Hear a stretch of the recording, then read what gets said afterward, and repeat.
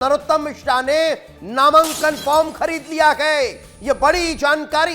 BJP ने अभी प्रत्याशी के नाम का ऐलान नहीं किया, लेकिन उससे पहले ही नामांकन फॉर्म खरीदने की चर्चा तेज हो चुकी है। यह जानकारी मिल रही है कि नरोत्तम मिश्रा ने नॉमिनेशन फॉर्म खरीद लिया है और अब बी फॉर्म का इंतजार नरोत्तम मिश्रा को है।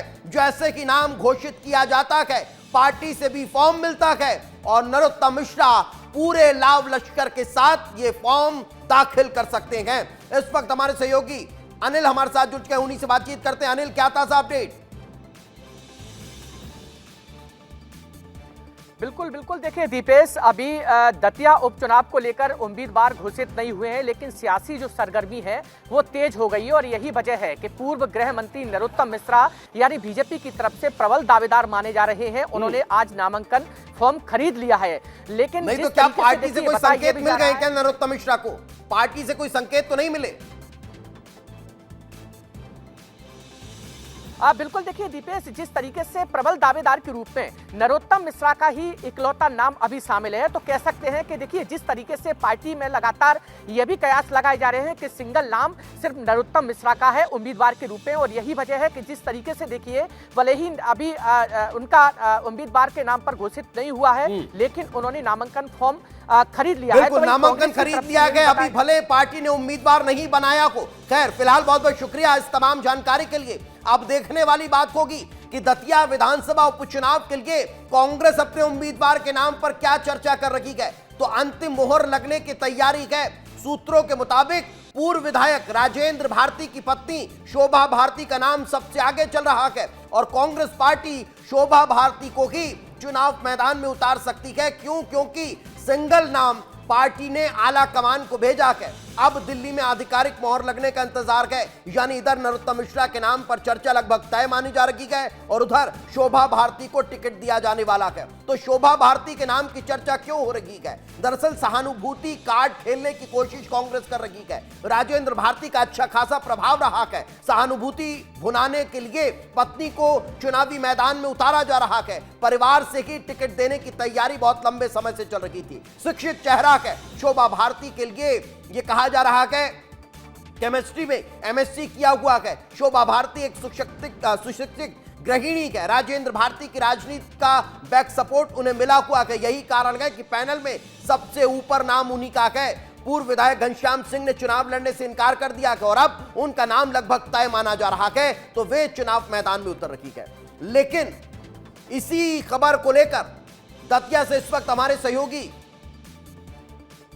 हमारे साथ निशांत जुड़ चुके हैं। निशांत, नरोत्तम मिश्रा ने नॉमिनेशन जो फॉर्म है वो खरीद लिया है। क्या पार्टी से कोई संकेत मिले गए या फिर नाम ना भी घोषित हुआ तब भी चुनाव लड़ने वाले हैं?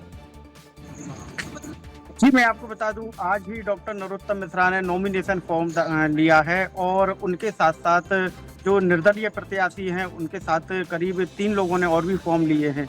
हम बात करें कांग्रेस की, तो कांग्रेस के एक दिन पहले अवधेश नायक ने फॉर्म लिया था, लेकिन अभी बात करें डॉक्टर नरोत्तम मिश्रा की, तो अभी कोई आधिकारिक पुष्टि नहीं हुई है कि उनको चुनाव में से टिकट मिला है या नहीं मिला है। लेकिन उन्होंने आज की डेट में फॉर्म लिया है।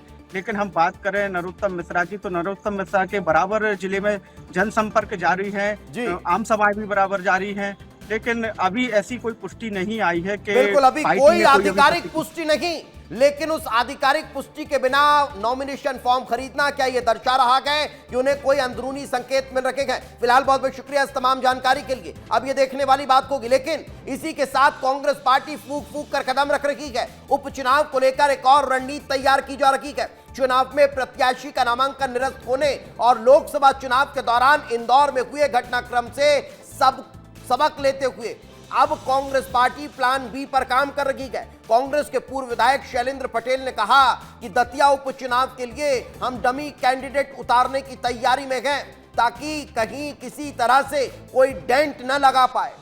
देखिए, प्लान बी हमेशा पार्टी को, अब तो भारतीय जनता पार्टी ने जिस तरीके से राज्यसभा चुनाव में हम लोगों के साथ किया है, कांग्रेस पार्टी के साथ क्या किया, उन्होंने तो जनतंत्र और प्रजातंत्र पे से ही विश्वास उठाने वाला काम किया है।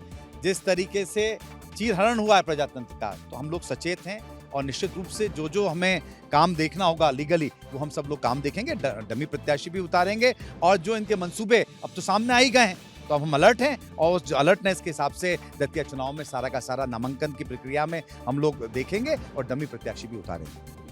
लेकिन चलिए, कांग्रेस अब डमी प्रत्याशी उतारने की तैयारी में गए, मगर दतिया की जनता किसे चाह रही है, अब जरा वो मैं आपको ग्राफिक्स के जरिए समझाता हूं।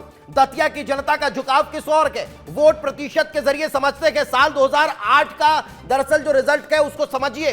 कांग्रेस के पास 22.99% वोट परसेंटेज था, तो बीजेपी के पास ये वोट परसेंटेज था 34.10%, यानी कांग्रेस से लगभग 10% ज्यादा वोट परसेंटेज 2008 में बीजेपी का था। लेकिन यह कांग्रेस का खिसककर 2023 तक अगर देखेंगे तो 50.28% हो गया और वहीं भारतीय जनता पार्टी का 45.91% रहा।